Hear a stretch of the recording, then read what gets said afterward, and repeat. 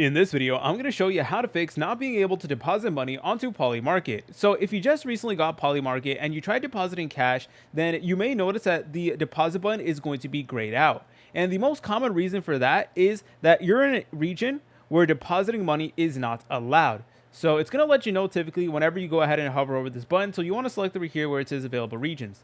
Now it is a little bit unfortunate, but you aren't able to use Polymarket everywhere in the world, especially in the United States. So please keep that in mind.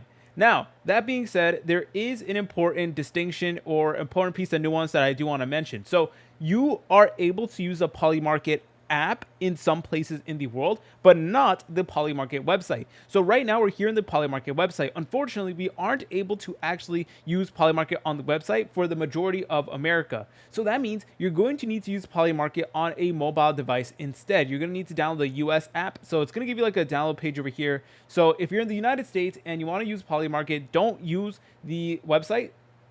You want to go ahead and install the app, and then you should be good to go. But even then, only some states do allow you to use Polymarket. So go ahead and just go to the App Store if you're on an iOS device, or the Google Play Store. Just look up Polymarket, and if you're able to download it, then you're good to go. All you need to do is you need to install it, and then you should be good.